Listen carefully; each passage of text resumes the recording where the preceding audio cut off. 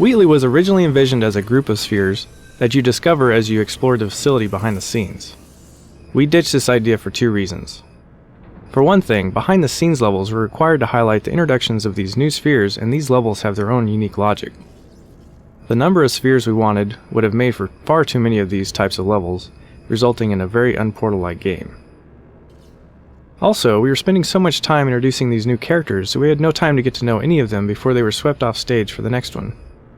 Eventually we realized it would be a lot more satisfying to really get to know one sphere instead of briefly meeting 6. Some of these characters were eventually recycled as corrupt cores for the finale.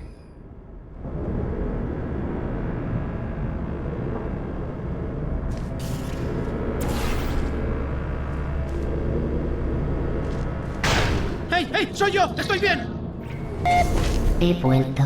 La placa de salto de fe me envía una señal de socorro. La has roto, ¿verdad? Hala, prueba ahora.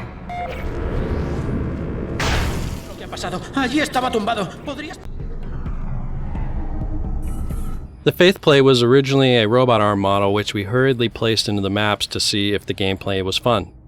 Over time it became apparent that playtesters were struggling to tell the Faith Plate apart from the standard arm, so we replaced it with a new design. It was meant to be a simple, heavy weight which was flung upwards, propelling the player. The length is meant to imply a direction, so the player knows the intended flight path before they step onto it.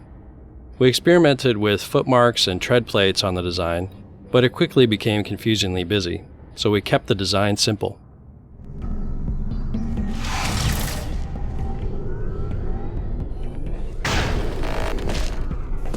Verás torretas. ¿Las recuerdas, verdad? Esas cosas blancuzcas repletas de balas. Ah, no. Eso lo serás tú en 5 segundos. Project Lil is our code name for an internal push to make our comments more accessible to the whole Valve community. It was pointed out to us in mail from a fan that in some of our previous commentary, the designers referred unfailingly to the gamer as a he.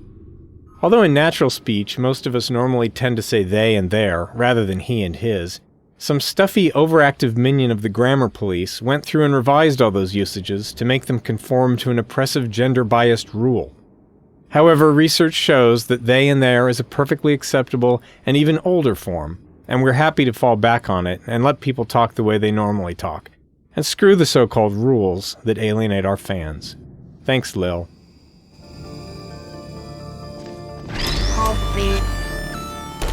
No te la quiero estropear, pero ten una pista. Implica una pareja a quien hace mucho que no ves.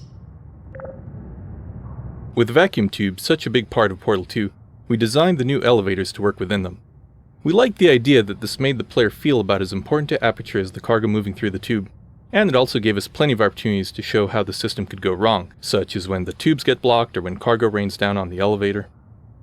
The videos began as attempts to visualize some of Gladys's dialogue, but they evolved into a means of relaying information about the larger world of Aperture.